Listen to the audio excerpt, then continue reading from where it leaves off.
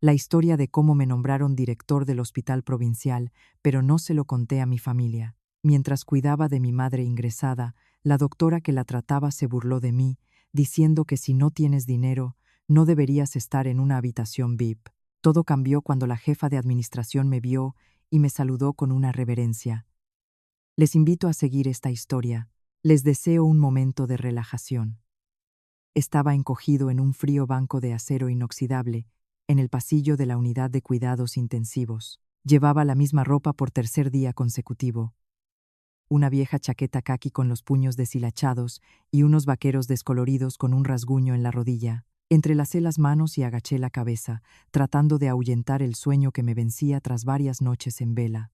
Detrás de aquella puerta de cristal opaco estaba mi madre, luchando por cada aliento contra la muerte. El sonido rítmico de unos tacones sobre el suelo de baldosas se acercaba cada vez más. Levanté la cabeza y vi a la doctora Serrano. Llevaba una bata blanca impecable, el pelo recogido en un moño elegante y en el pecho una placa con su nombre y cargo, médico adjunto. Se detuvo frente a mí, su mirada recorriendo mi aspecto desaliñado con un juicio que no intentaba ocultar. ¿Es usted el hijo de la paciente de la cama 1, en la habitación de pago?, preguntó la doctora Serrano. Su voz era clara, pero con la frialdad de quien tiene el poder de decidir sobre la vida y la muerte. Me levanté y asentí. Sí, doctora. ¿Cómo ha evolucionado mi madre hoy? Ella consultó el historial que llevaba en la mano, su voz monótona y sin emoción. Su madre tiene una neumonía aguda con complicaciones de insuficiencia cardíaca. Esta condición no se cura de la noche a la mañana. Se lo digo directamente para que se prepare psicológicamente. La miré directamente a los ojos. Lo sé. La doctora Serrano frunció ligeramente el ceño. Cerró el historial y se cruzó de brazos. Lo sabe, pero parece que no mide sus posibilidades. En su ficha consta que usted y su madre son de un pueblo de la Sierra de Extremadura. Viendo su aspecto, puedo imaginar su situación familiar. Es bueno que quiera a su madre, pero aquí trabajamos basándonos en protocolos y en la solvencia económica del paciente. Si no tiene dinero, no intente lo imposible. Arramen ingresó a su madre en una habitación privada, usando los mejores equipos, y cuando el departamento de facturación le presente una deuda enorme, ¿cómo piensa solucionarlo? ¿Va a hipotecar las escrituras de la casa o va a desaparecer y dejar la carga al hospital? Sus palabras se clavaron en mis oídos. Comprendía su pragmatismo. Después de muchos años trabajando en el sistema sanitario, sabía que los médicos de los hospitales provinciales siempre se enfrentan a la presión de los presupuestos y a los casos de pacientes sin recursos que se marchan sin pagar. Pero la forma en que lanzaba sus comentarios sarcásticos a un familiar en una situación desesperada me hizo sentir un profundo dolor por la profesión que yo mismo ejercía. Mantuve la calma. Doctora, limítese a hacer su trabajo. Use el mejor tratamiento posible para mi madre. En cuanto a los gastos, yo me haré responsable de pagar hasta el último céntimo. La doctora Serrano soltó una risa seca. Como quiera. Solo le doy un consejo sincero. Cuando el servicio de admisión deje de suministrarle medicamentos porque su cuenta esté en números rojos, no venga a llorar apelando al amor maternal para que rompamos las reglas. El hospital no es una organización benéfica. Dicho esto, se dio la vuelta y se marchó. La puerta de la habitación se cerró tras ella. Me dejé caer en el banco. El agotamiento físico no era nada comparado con la amargura que sentía en mi corazón. Soy médico rural. Llevo 20 años dedicado a mi profesión, salvando incontables vidas.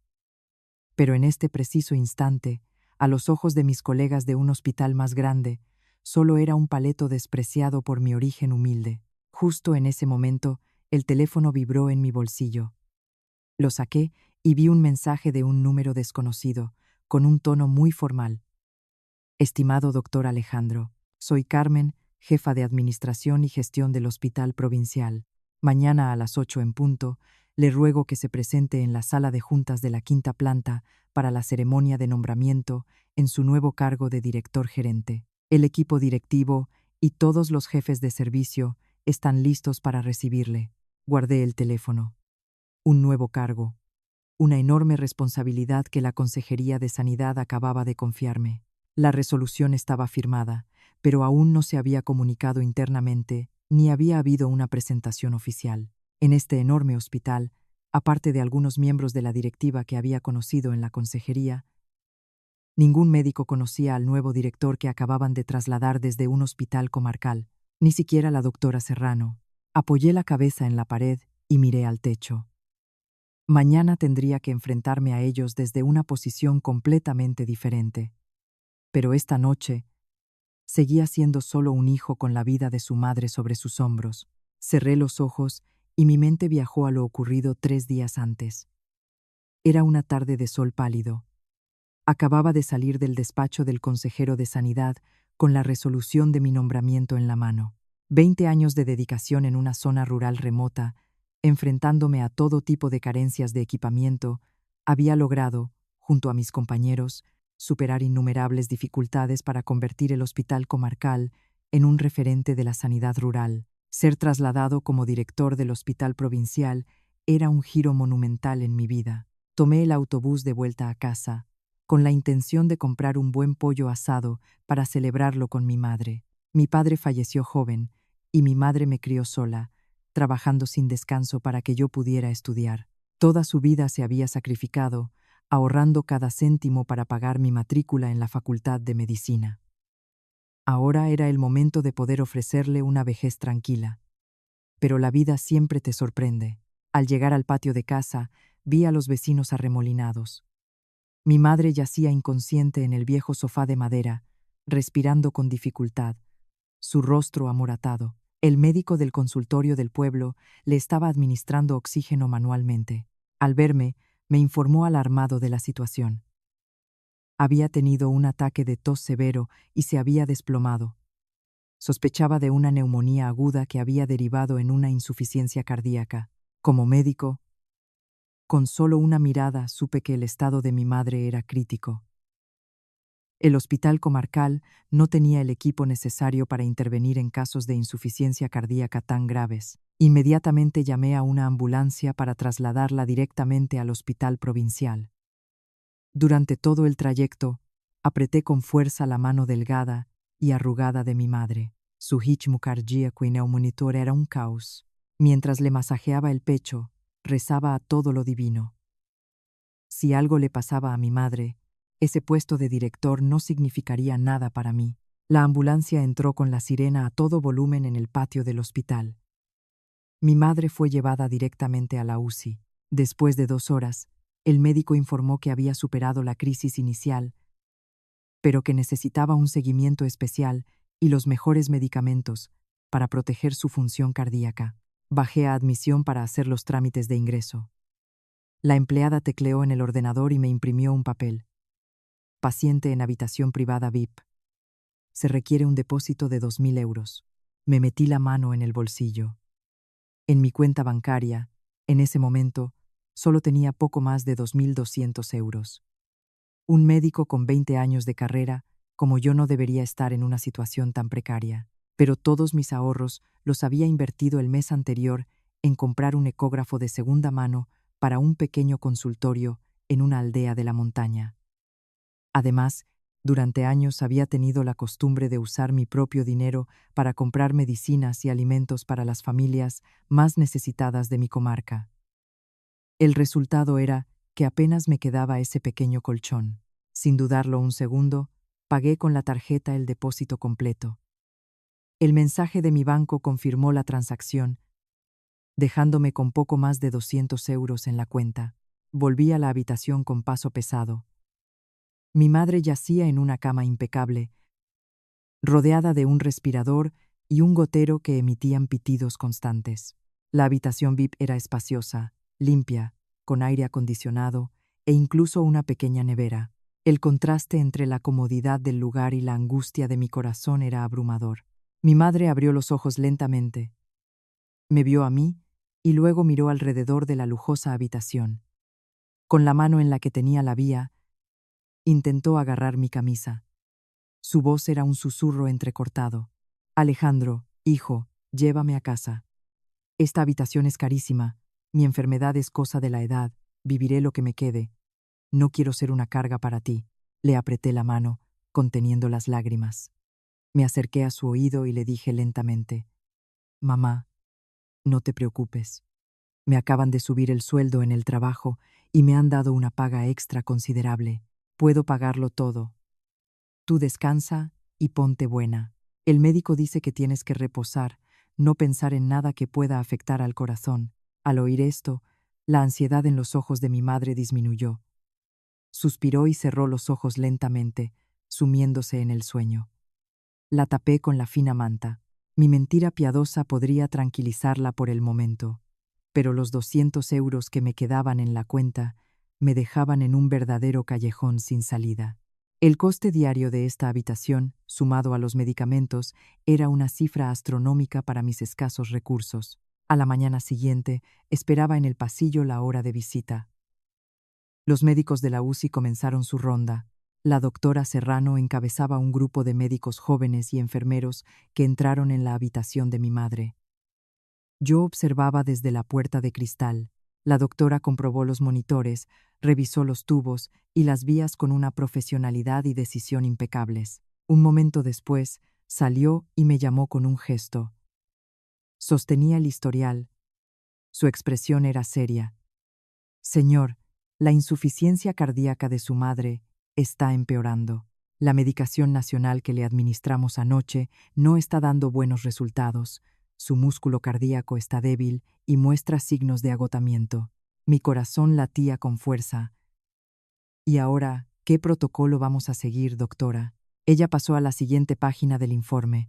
Propongo cambiar a un fármaco biológico de importación. Este medicamento tiene un efecto muy rápido en la recuperación del músculo cardíaco y minimiza el riesgo de infarto. El problema es que este fármaco no está cubierto por la seguridad social. Su precio es de 500 euros por vial. Su madre necesita 2 viales al día. Calcule si puede permitírselo y firme el consentimiento para que pueda solicitarlo a la farmacia del hospital. 1.000 euros al día en medicamentos, más 300 de la habitación. Sin contar otros materiales fungibles, sentí como si alguien me estuviera ahogando. La presión financiera me aplastaba, pero al pensar en el rostro curtido de mi madre, en cómo ella había pasado hambre para pagar mis 5 años de universidad, no me permití dudar. De acuerdo, doctora. Dele a mi madre el mejor medicamento. Firmaré el consentimiento ahora mismo, respondí con firmeza. La doctora Serrano me miró de arriba abajo. Su expresión ya no era de sarcasmo, sino de una indiferencia casi apática. Me entregó el formulario de consentimiento para servicios no cubiertos por el seguro. Le recuerdo una vez más que el departamento de facturación actualiza los costes constantemente. Si no abona los depósitos correspondientes, el sistema se bloqueará automáticamente y la farmacia denegará la medicación. En ese momento, la vida de su madre correrá peligro. Cogió el papel firmado y se fue. Me retiré a un rincón cerca de una fuente de agua. Justo entonces, la doctora Serrano pasó con una enfermera joven. Estaban a poca distancia, sin darse cuenta de que yo estaba detrás de una columna. La enfermera joven dijo: Doctora Serrano, ese hombre es de un pueblo pobre de la sierra y firma un consentimiento de 1.000 euros al día como si nada. Seguro que ha pedido un préstamo abusivo. La voz de la doctora Serrano sonó fría y cansada. Dile a los de facturación que le notifiquen la deuda continuamente. Otro caso de querer y no poder. La gente sin recursos siempre espera un milagro, y cuando se les acaba el dinero, solo les queda ver morir a sus familiares. Ya estoy acostumbrada. Es mejor no dar falsas esperanzas cuando no hay solvencia económica. Torturan a los ancianos con máquinas y tubos solo para satisfacer el ego de los vivos. Me quedé paralizado. El agua del vaso de plástico se derramó sobre mi mano.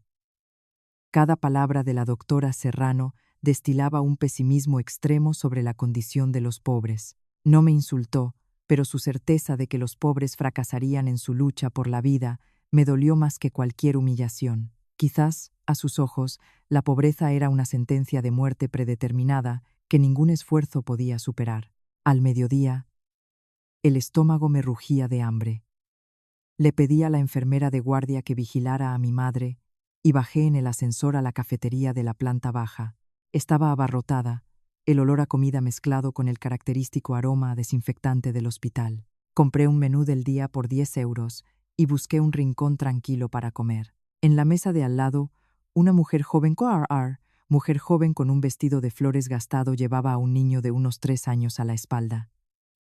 El niño estaba pálido y tenía la cabeza rapada, probablemente por la quimioterapia. La madre colocó 2 cuencos de plástico frente a ellos, uno con un caldo aguado y el otro con medio huevo duro y unas verduras cocidas. Con cuidado, desmenuzó el huevo y lo mezcló en la parte más espesa del caldo, dándole de comer a su hijo cucharada a cucharada. El niño comía despacio, obediente. Para ella, la madre sorbía apresuradamente el caldo aguado del otro cuenco. Comía como si fuera un manjar. De vez en cuando, se secaba el sudor de la frente. Dejé de masticar. El bocado en mi boca de repente me supo amargo. La escena era demasiado real y dolorosa.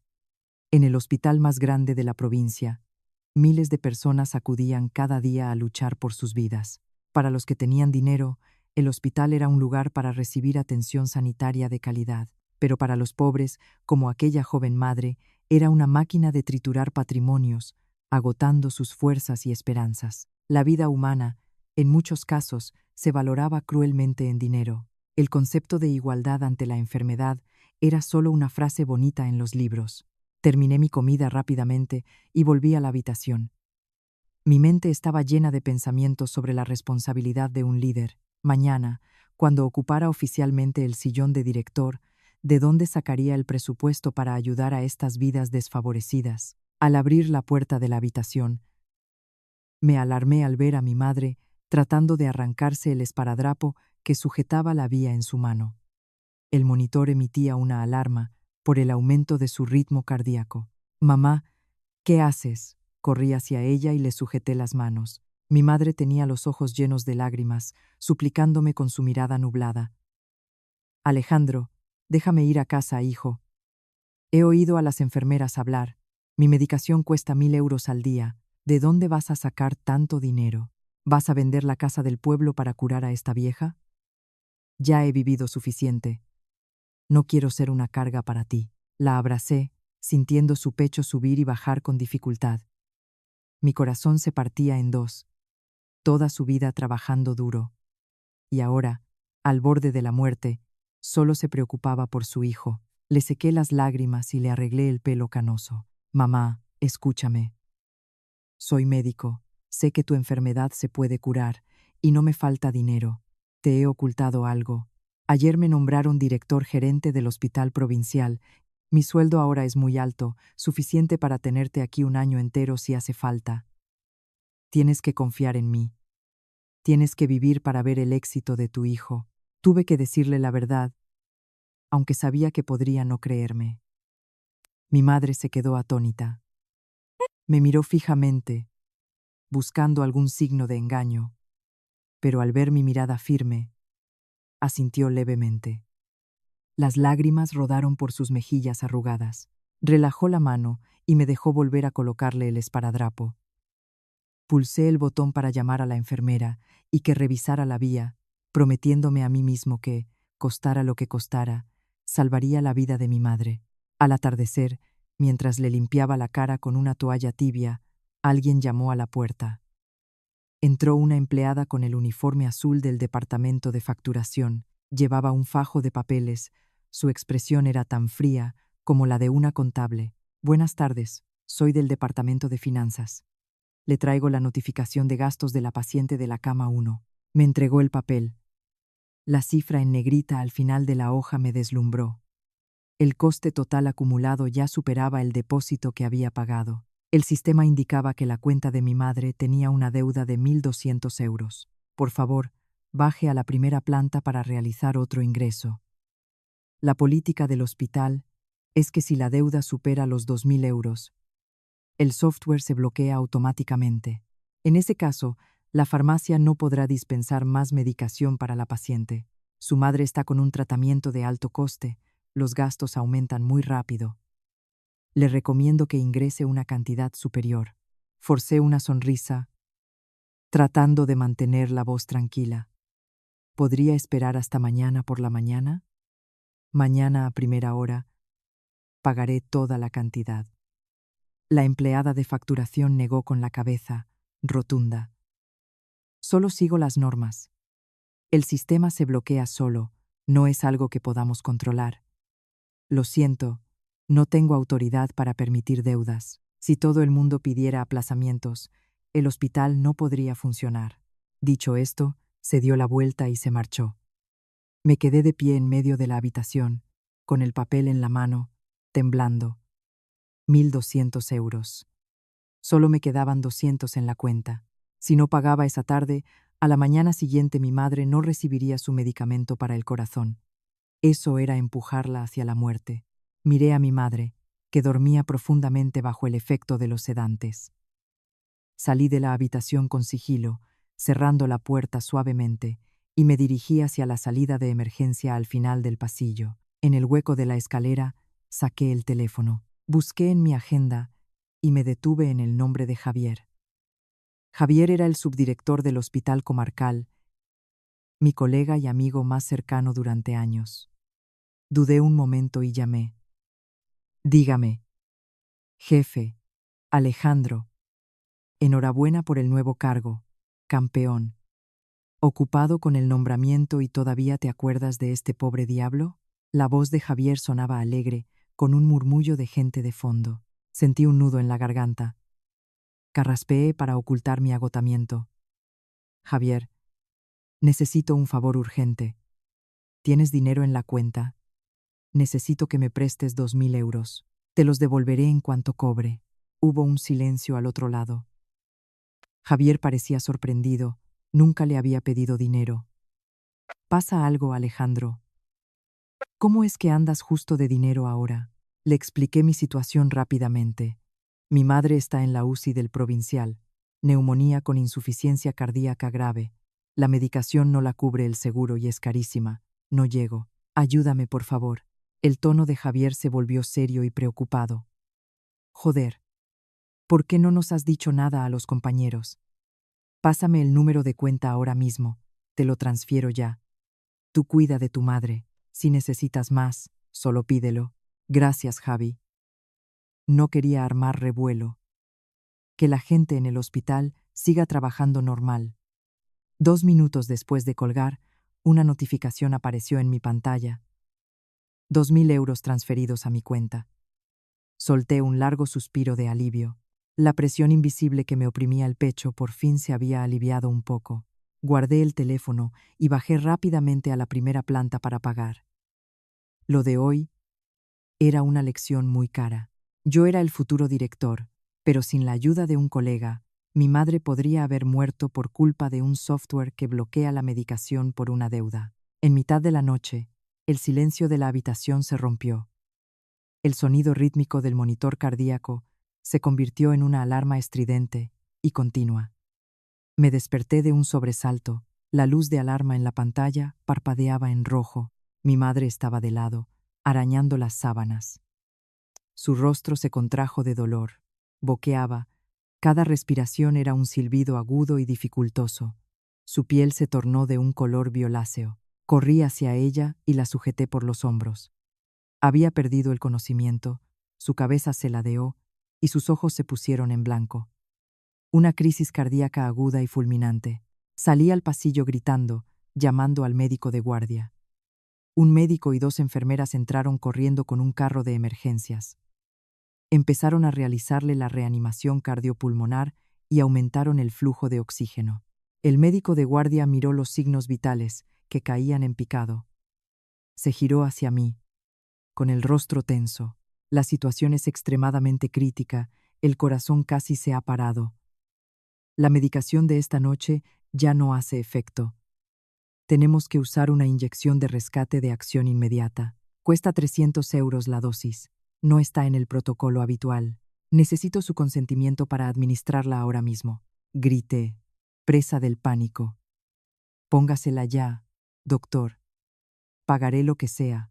Por favor, salven a mi madre.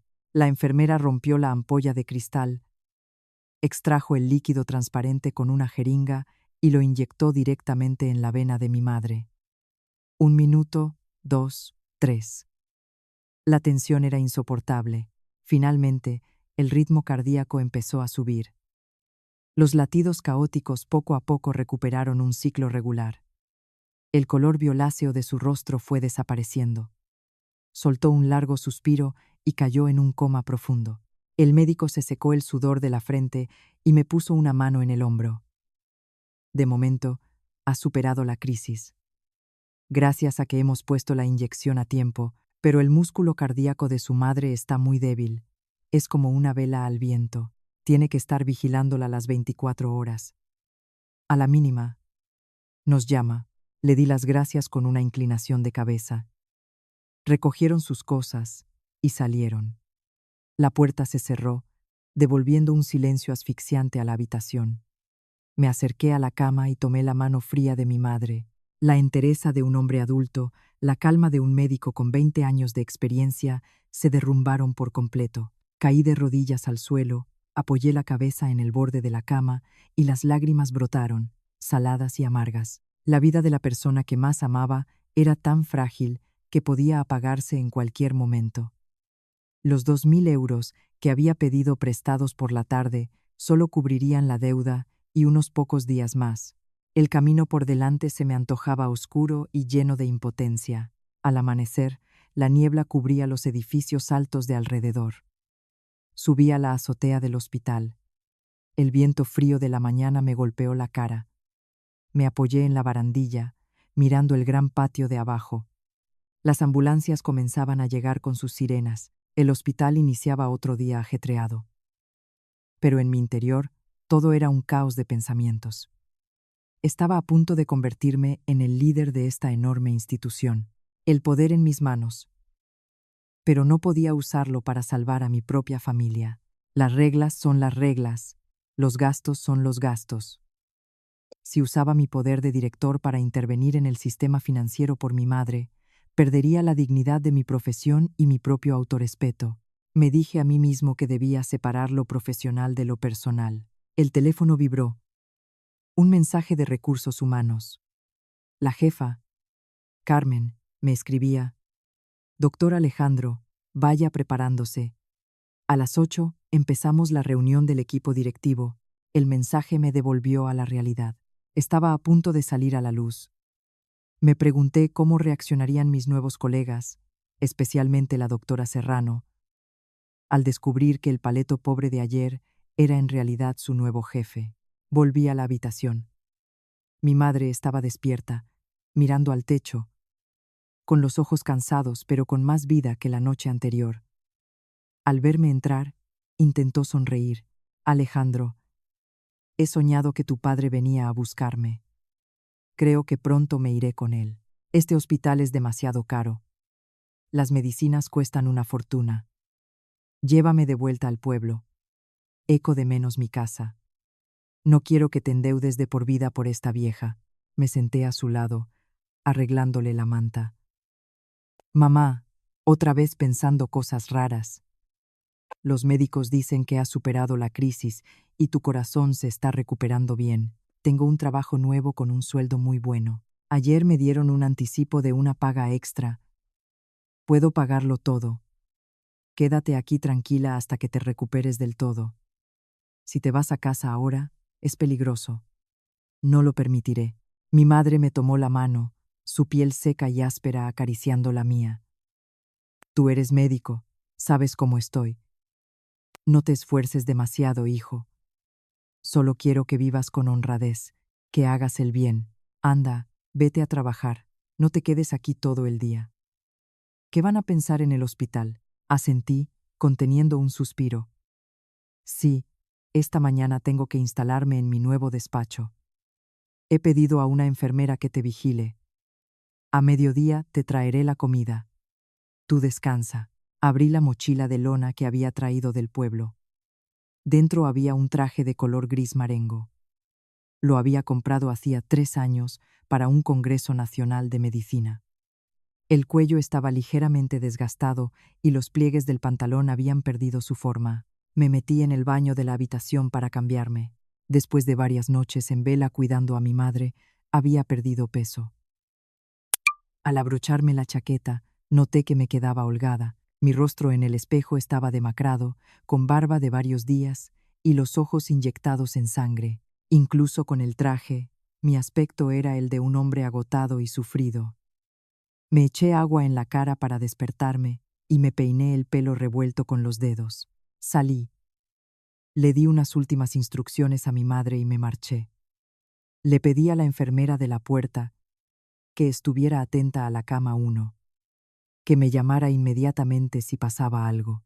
La joven asintió, su mirada curiosa recorriendo mi traje viejo. Subí al ascensor hacia la 5ª planta, la zona de dirección. Dentro, 3 enfermeras jóvenes llevaban bandejas de medicación. No se fijaron en el hombre silencioso que estaba en una esquina. Una de ellas dijo en voz baja: «He oído que hoy se presenta oficialmente el nuevo director. Dicen en Recursos Humanos que viene de un hospital comarcal. Es joven, poco más de 40. A saber qué tal será. Espero que sea más comprensivo, porque con la presión por los ingresos que metía el anterior, acabaremos todas dejando la profesión». Otra añadió: «Si viene de un comarcal, será de trato sencillo. Pero para llegar a ese puesto, tiene que tener buenos padrinos. Nosotras, a lo nuestro y con cuidado. No vaya a ser que le caigamos mal al jefe y la liemos». Yo permanecí en silencio, mirando los números de las plantas cambiar. Sus comentarios eran la reacción normal de cualquier empleado ante un nuevo líder. No le di importancia. El ascensor se abrió en la 5ª planta. Salí. Un pasillo enmoquetado y limpio. Frente a la gran sala de juntas, una mujer de unos 50 años, con un elegante traje de chaqueta, daba instrucciones a unos empleados que colocaban un centro de flores. Era Carmen, la jefa de administración.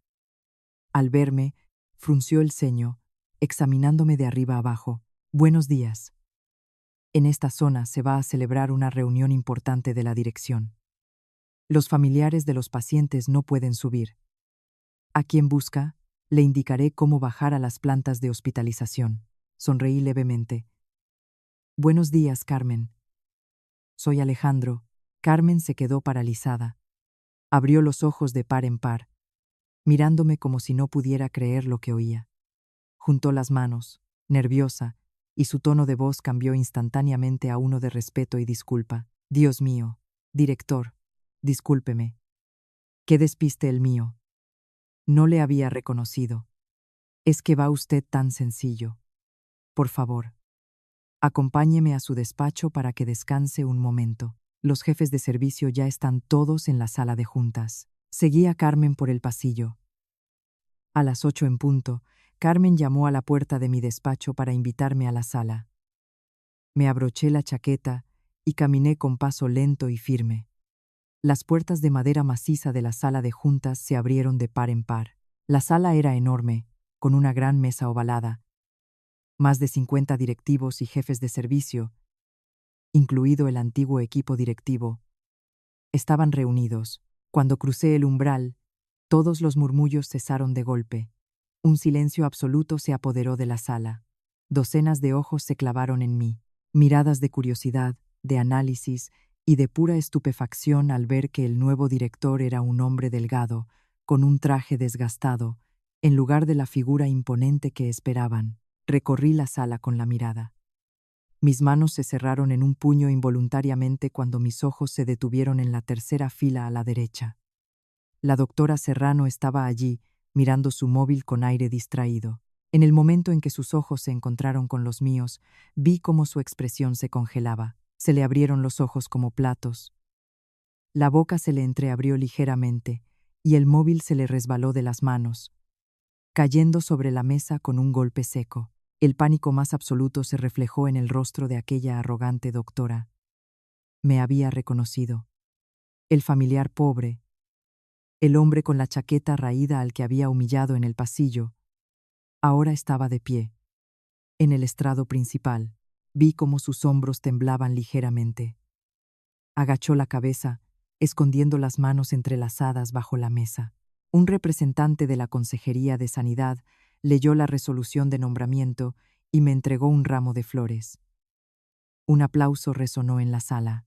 Sonreí, acepté las flores, las dejé sobre la mesa y me acerqué al micrófono. La tensión se podía cortar con un cuchillo. Todos esperaban las primeras palabras de su nuevo líder. Ajusté el micrófono, y mi voz resonó en la sala. Buenos días a todos. Soy Alejandro. Muchos de ustedes estarán sorprendidos por mi apariencia. Vengo de un hospital comarcal. Ayer, cuando entré en este hospital, lo hice como familiar de un paciente. Fui a pagar un depósito, comí un menú de 10 euros en la cafetería y también recibí los más sinceros consejos de los propios médicos de este hospital. Hice una pausa, mirando directamente a la doctora Serrano. Ella agachó aún más la cabeza, su rostro pálido como el papel. Continué mi discurso, con voz grave y firme. Comprendo su duro trabajo, pero también he sentido en mi propia piel el dolor y la impotencia de los pacientes sin recursos cuando se enfrentan a la vida y la muerte. La sala escuchaba en silencio. No mencioné a nadie por su nombre, ni usé palabras de reprimenda.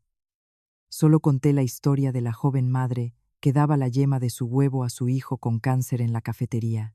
Hablé de los agricultores que venden todo lo que tienen por unos días más de respirador para un ser querido.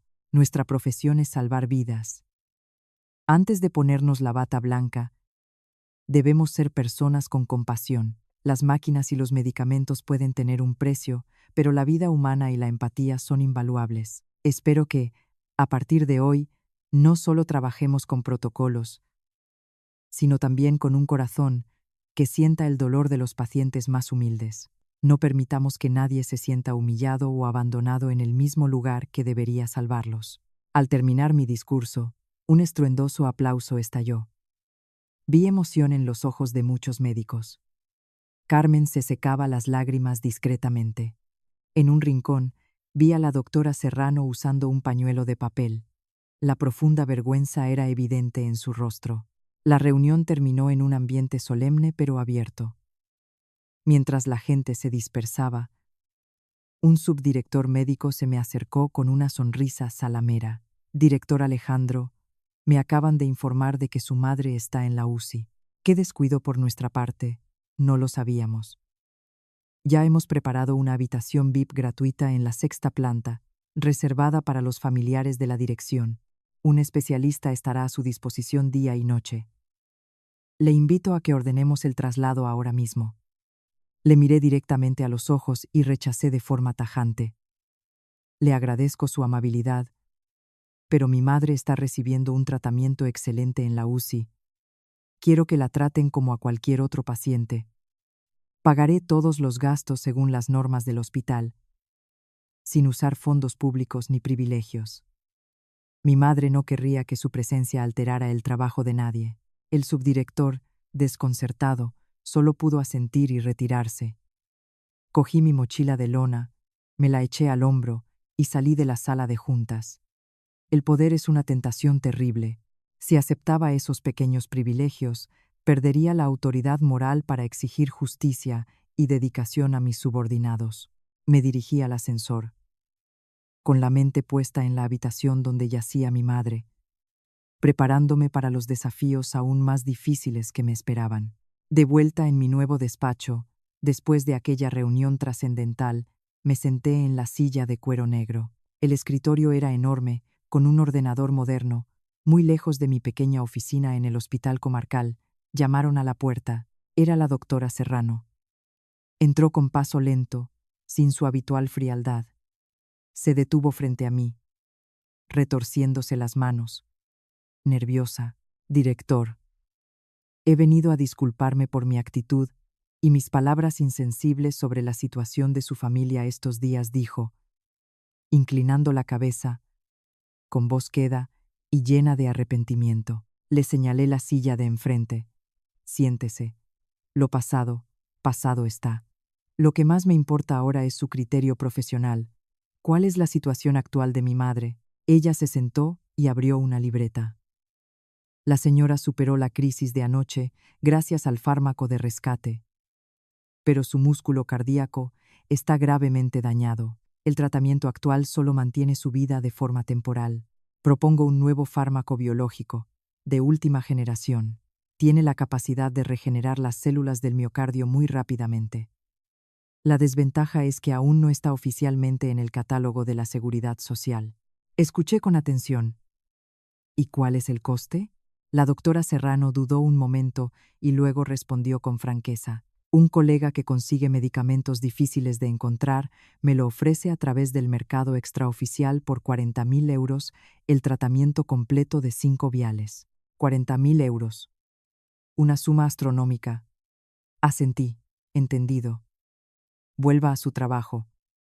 Lo pensaré y le comunicaré mi decisión.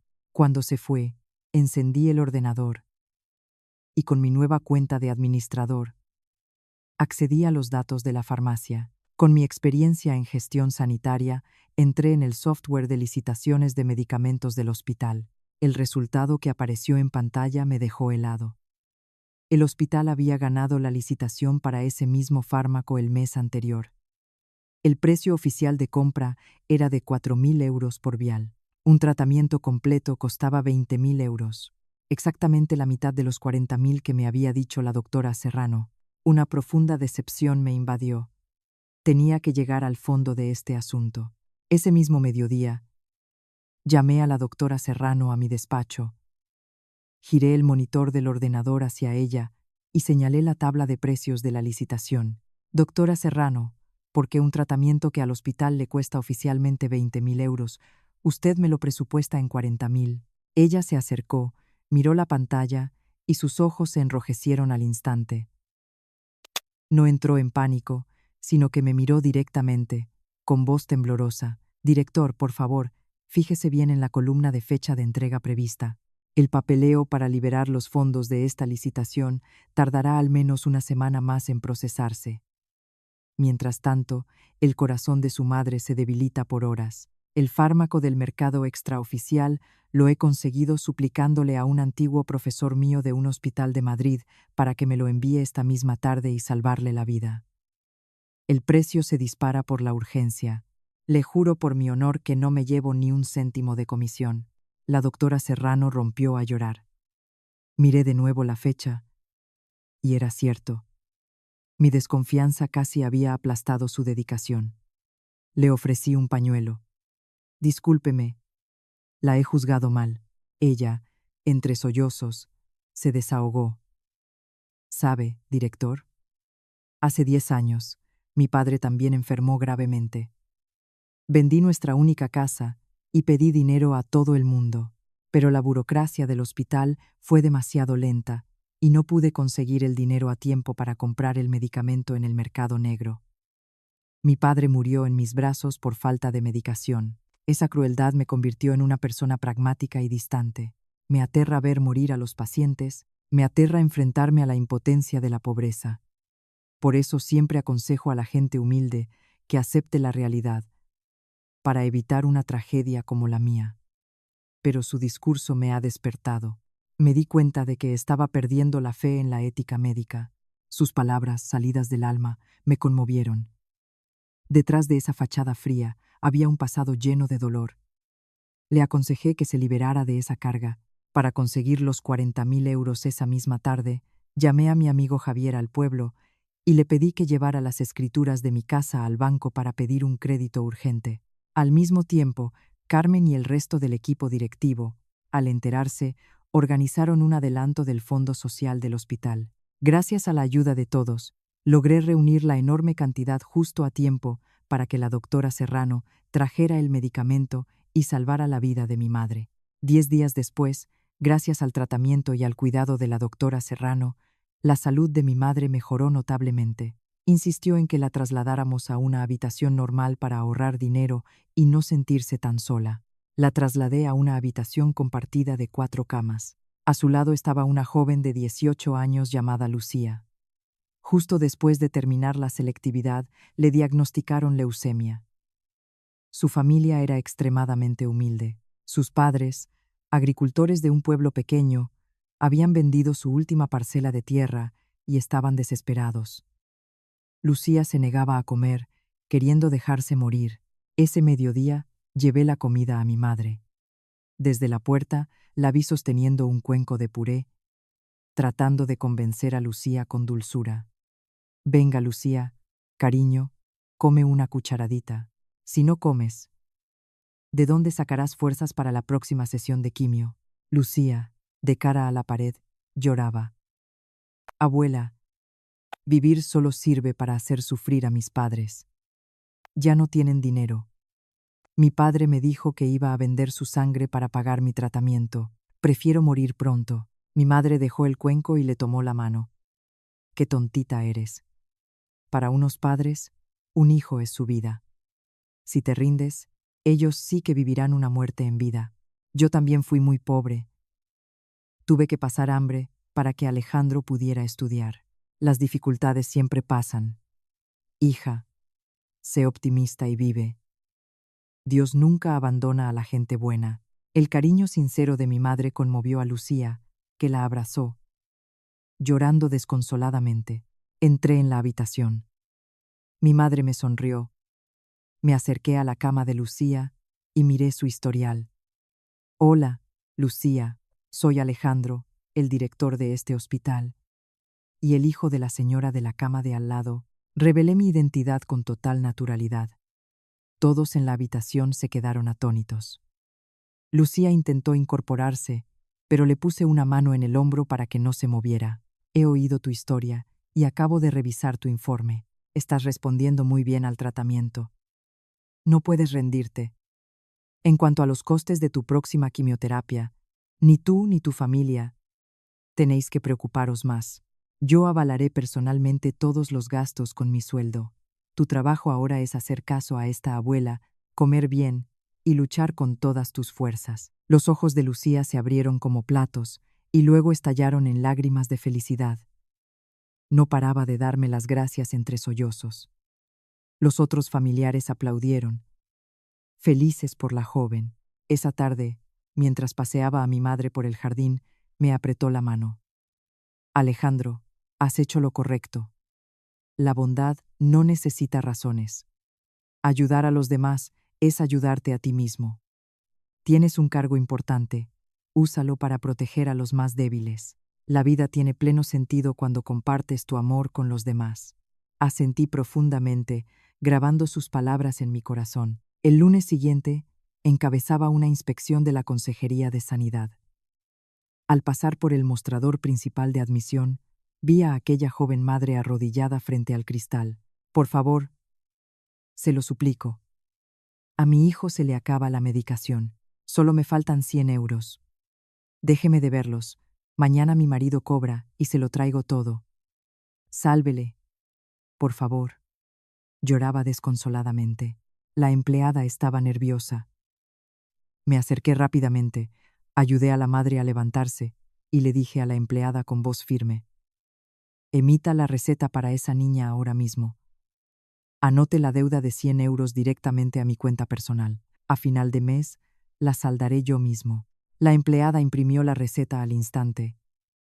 La joven madre abrazó a su hijo y me hizo una reverencia, dándome las gracias sin cesar. Esa misma tarde, convoqué una reunión general.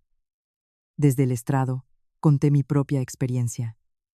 Estamos orgullosos de nuestros equipos modernos, pero no perdamos la calidez humana más básica. Exijo a todo el personal que no muestre jamás prejuicios hacia los pacientes sin recursos. Usemos nuestra profesionalidad y nuestro cariño para aliviar su dolor. Mis palabras resonaron en la sala, calando en la mente de cada médico y enfermero. El hospital provincial comenzaba a ser un verdadero hogar de humanidad.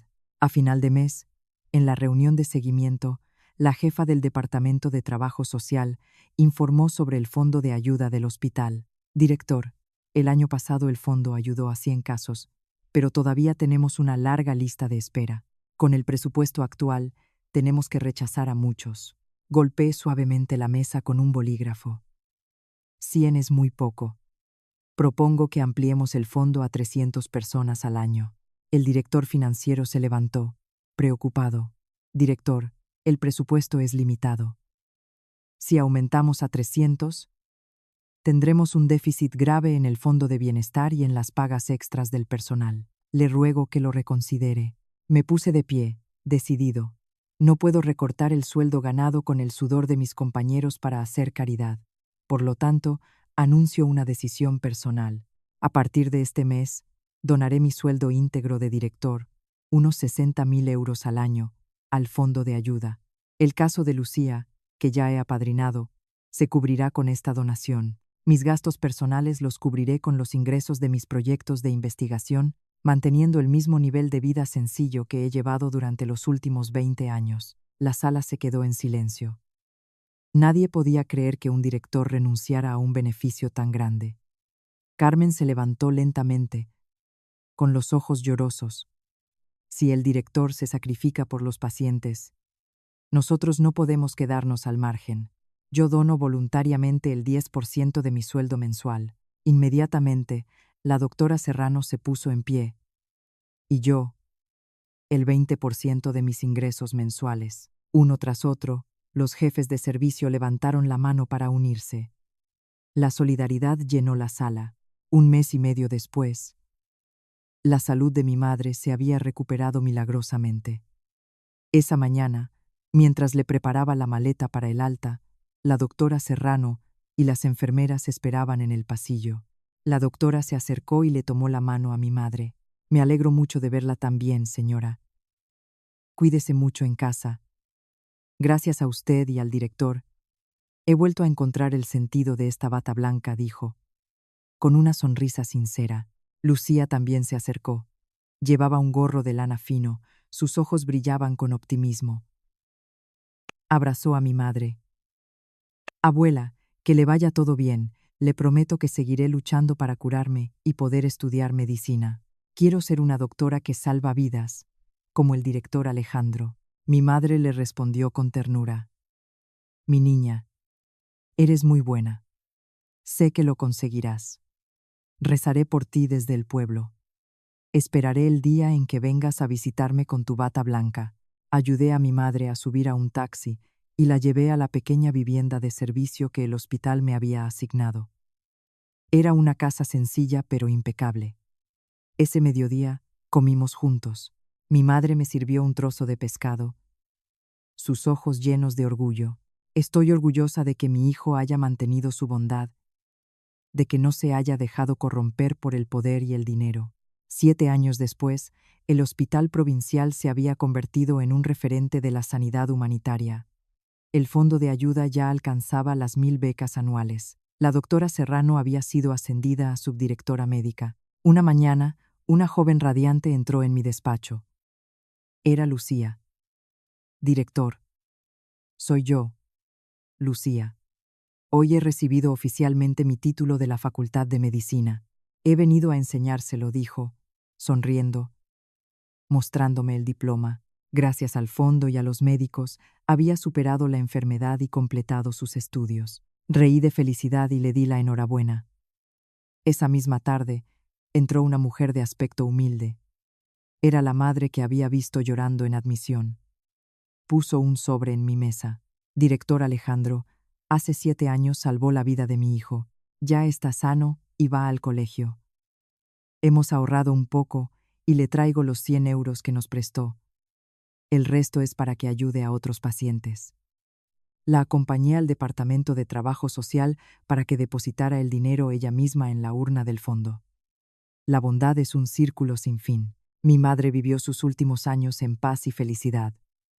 Una mañana de invierno, falleció tranquilamente mientras dormía.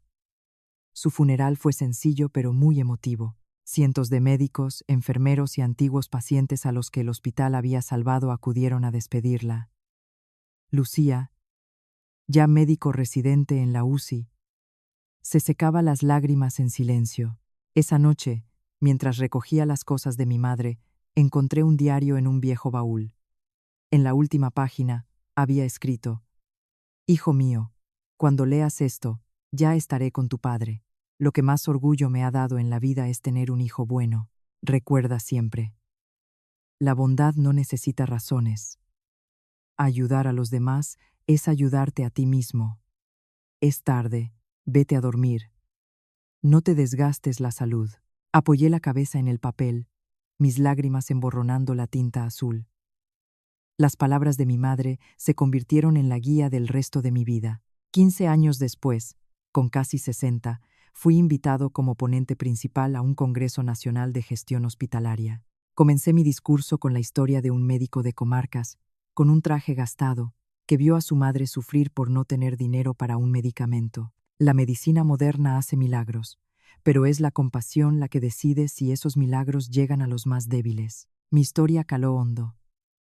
El modelo de fondo de ayuda que creé se recomendó para ser replicado en todo el país. Al atardecer, conduje hasta el cementerio de mi pueblo. Caminé hasta la tumba de mi madre y dejé un ramo de lirios blancos. Mamá, lo he conseguido. Miles de pacientes sin recursos han sido salvados. Sigo recordando tus palabras. Nunca abandono a los que sufren. El viento soplaba suavemente. Miré la foto de mi madre, su sonrisa bondadosa. La vida de una persona se desvanece, pero la bondad perdura, se expande e ilumina los rincones más oscuros del mundo. Mi misión de salvar vidas con el corazón será el camino que seguiré hasta mi último aliento. Estimados oyentes, a través de la historia del doctor Alejandro, quizás cada uno de nosotros haya extraído sus propias reflexiones sobre la humanidad y la ética médica. En la frágil línea entre la vida y la muerte, ni las máquinas ni los medicamentos más caros pueden compararse con la compasión y la empatía. El consejo de aquella anciana madre, la bondad, no necesita razones. Ayudar a los demás es ayudarte a ti mismo, se ha convertido en una brújula, no solo para un director de hospital, sino para todos nosotros. Porque aunque la vida tenga altibajos y la fama y la fortuna se desvanezcan, la bondad sincera siempre perdurará, calentando los rincones más oscuros de este mundo.